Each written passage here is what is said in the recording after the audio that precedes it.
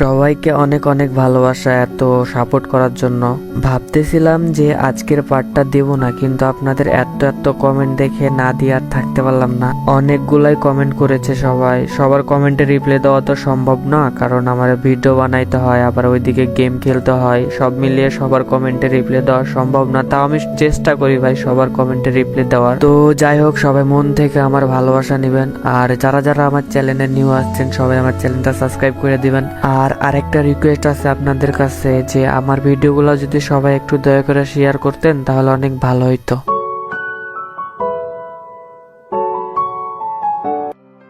ওই আমারে ডিভোর্স দিবে, তারপর আমার সাথে থাকবে না, এসব বলতে থাকে আমাকে। আমি ওরে কি বলবো কিছুই বুঝতেছি না, কারণ ও যেটা বলে ও সেটাই করে। আমি ওরে বলি যে দেখো তুমি একটু ঠান্ডা হও, সামনে তো আমাদের এক্সাম না, আর এখন যদি এসব কিছু হয় তাহলে তো আমাদের এক্সামে কি ইফেক্ট করবে তুমি তো সবই বুঝতেছো না। তারপর ওই আমার কথা শুনে একটু শান্ত হয়। আমি বলি যে এখন যদি তুমি আমার সাথে বাসায় না যাও তাহলে তো আব্বু আম্মু সন্দেহ করবে, অন্য কিছু ভাববে। আর তারপর যদি ওরা বুঝা যায় যে তোমার আমার সম্পর্কটা অন্য সব স্বামী স্ত্রীর মতো না, তাহলে তো অনেক প্রবলেম হবে না। তুমি এখন আমার সাথে চলো, তুমি পরে যা আমাকে শাস্তি দিবা আমি মাথা পেতে নেবো সব। পরে ওই আমার সাথে যাইতে রাজি হয়ে যায়, কারণ আমি যা বলছি সব ওর ভালোর জন্য বলছি। এখন যদি ওই কিছু ঝামেলা করে তাহলে ওরই অনেক সমস্যা হবে। আমি আমার শ্বশুর বাড়ি থেকে ওরে নিয়ে চলে আসি আমাদের বাসায়, কিন্তু ও রাস্তায় আমার সাথে একটাও কথা বলে নাই। আমি যখন ওর সাথে কথা বলতে গেছি ওই আমার ইগনোর করছে।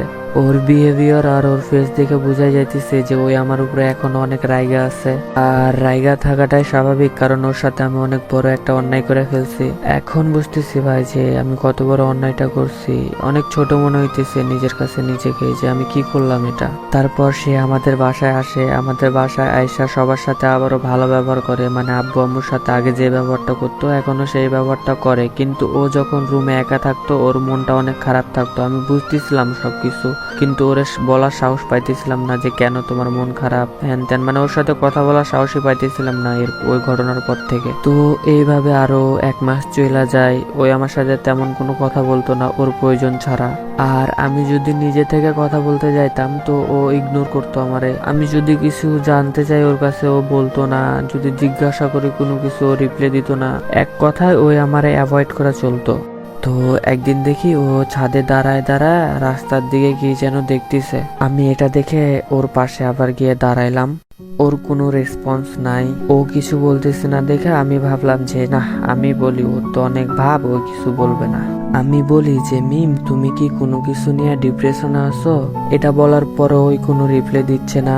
আমি আবার আর কি করে বলি যে তোমার বয়ফ্রেন্ডের সাথে ব্রেকআপ হয়ে গেছে নাকি? এই কথা শুই না ওই আমার দিকে রাগি একটা লুকে তাকায়। তারপর আমি ওরে আরো রাগানোর জন্য বলি যে আরে ওই ছাইরা গেছে তো কি হয়েছে, আমি তো আছি না, আমি কখনো তোমাকে ছাইরা যাব না। এই কথা বলার পর মিম আমারে বলে যে এখান থেকে সরবি না একটা থাপ্পড় খাবি। এই কথার পর আমি বলি যে দেখো তুমি আমার থেকে বয়সে বড় হইলেও আমি কিন্তু তোমার স্বামী, তুমি কিন্তু আমার বউ, তো একটু বুঝে শুনে কথা বলো ঠিক আছে? তো এইটা শোনার পর ওই আমারে মারার জন্য আগায় আসে, আর আমি তো ভাই ওইখান থেকে হাওয়া হয়ে গেছে, মানে নিচে চলে আসছি দৌড়ায়া, কারণ আমি চাই না ওর হাতে আর কোনো থাপ্পড় খাইতে। তো এইভাবে করে আরো 1 মাস কাইটা যায়।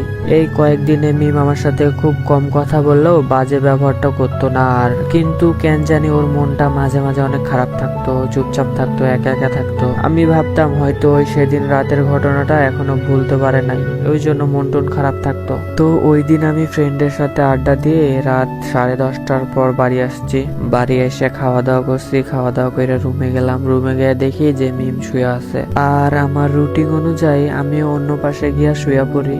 তো আমি শুয়ে পড়ার কয়েক মিনিট পর বলতেছে যে তোর সাথে আমার একটা কথা ছিল। তো আমি ওরে বলি যে বলো, কি কথা বলবা বলো, তুমি আমার একটা মাত্র বউ, তুমি একটা কথা কেন 1000টা কথা বলতে পারো, বলো কি বলবা। ওই বলে যে আমি কালকে রাশেদের সাথে দেখা করব। রাশেদ বলতে মিমের বয়ফ্রেন্ডের নাম হচ্ছে রাশেদ। এই কথা শুনে আমি বলি যে হ্যাঁ দেখা করো ভালো, তো আমরা বলতেছো কেন? মিম বলে যে তুই যদি একটু আমার সাথে যাইতি তাহলে অনেক ভালো হইতো। আমি বলি যে আচ্ছা ঠিক আছে আমি যাব। কি একটা কপাল আমার, নিজের বউরে ওর বয়ফ্রেন্ডের সাথে দেখা করাইতে নিয়ে যাইতে হবে। হাই রে। আমি বলি যে হ্যাঁ দেখা করতে যাবা তো ভালো, কিন্তু কালকে কখন যাবা? ওই বলে যে কালকে সকাল 10টার পর বের হবে বাড়ি থেকে। তো এসব বলে আমরা দুইজন ঘুমাই পড়ি। তারপরের দিন সকালে উঠি, সকালে উঠা দুইজনে যাই ওর বয়ফ্রেন্ডের সাথে দেখা করতে। আর আপনাদের ওর বয়ফ্রেন্ডের সম্পর্কে একটু বলি যে ওর পড়ালেখা অলরেডি শেষ হয়ে গেছে, এখন চাকরি খুঁজতেছে। আর দেখতে শুনতে মোটামুটি ভালোই। আর ওর বয়ফ্রেন্ড জানে যে আমার সাথে মিমের বিয়ে হয়েছে। আমি বুঝি না ভাই যে একটা বিবাহিতা মেয়ের সাথে একটা ছেলে কেমনে সম্পর্ক রাখে। আমি হইলে তো জীবনে এমনটা করতাম না কখনোই, নিজে থাইকা সইরা আসতাম ওর লাইফ থেকে। হয়তো সেও মিমরে সত্যিকারই ভালোবাসে, সেই জন্য তারে ছাড়তে পারতেছে না। তো যাই হোক, ওর বয়ফ্রেন্ডের সাথে দেখা হয়। তারপর মিম আমারে বলে যে তুই একটু সাইডে যা, আমি ওর সাথে কিছু পার্সোনাল কথা বলবো। আমি মাথা নাড়িয়ে হাঁ সূচক অ্যান্সার দিয়ে সইরা আসি ওখান থেকে। আমি মনে মনে বলি যে হারামজাদি, পার্সোনাল কথা বলবি যখন তাহলে আমারে নিয়ে আসলি কেন? একা একা আসলেই পারতি। আগে যদি বুঝতাম যে বউ এত প্যারা দিবে তাহলে কখনো বিয়ে করতাম না, বাড়ি থেকে পালাই যাইতাম। তো আমি ওদের থেকে অনেক দূরে চলে আসছি, বলতে গেলে ব্রিজের ওই পাশে ওরা আর এই পাশে আমি। মানে আমরা আমাদের এলাকার একটা ফেমাস ব্রিজে দেখা করতে গেছিলাম। মানে ওই ব্রিজে সবাই ঘুরতে যায়, অনেক বড় একটা ব্রিজ নাম করা। প্রায় 10 মিনিট পর ও একা একা আমার দিকে হাইটা হাইটা আসতেছে। আমার কাছে আয়সা বলে যে বাসায় যাব। আমি ওরে বলি যে ডেটিং এত তাড়াতাড়ি শেষ হয়ে গেল তোমার? ওই এই কথা শোনার পর ওই আমারে বলে যে একটু ফাউল কথা কম বল, এখন বাসায় চল, বেশি পকর পকর না করে। তারপর আমি বলি যে হ্যাঁ বাসায় তো যাইতে হবে, দুইজনে তো বাসায় যাব না, তার আগে চলো দুইজনে মিলে ফুচকা খাই, তোমার তো ফুচকা অনেক পছন্দের। ওই বলে যে না আমি কিছু খাবো না, বাসায় নিয়ে চ আমারে। আমি বলি যে তোমার ওই প্রেমিক পুরুষ যদি বলতো ফুচকা খাওয়ার কথা তাহলে তো ঠিকই যাইতা তার সাথে।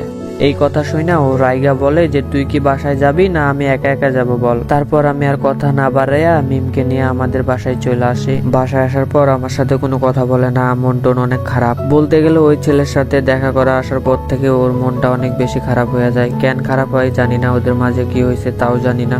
আমি ওর কাছে জানতে চাইছি যে কি কথা বলা তোমার বয়ফ্রেন্ডের সাথে বলো, ওই কিছু বলে না। এইভাবে আরো 3-4 দিন মতো চইলা যায়। তো একদিন রাতে আমি আর ওই বিছানায় শুয়ে আছি আর আমি ফোন টিপতেছি। তো একটা সময় মিম হঠাৎ করে বইলা উঠে যে ফয়সাল আমি তোরে সিরিয়াস একটা কথা বলতে চাই। আমি ফোন টিপতে টিপতে বলি হ্যাঁ বলো, কি বলবা?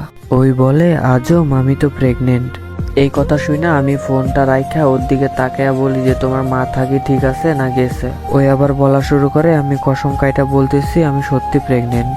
আমি বলি যে কেমনে সম্ভব এটা? তারপর মিম বলা শুরু করে, কেন তোর কি সেই রাতের কথা মনে নাই?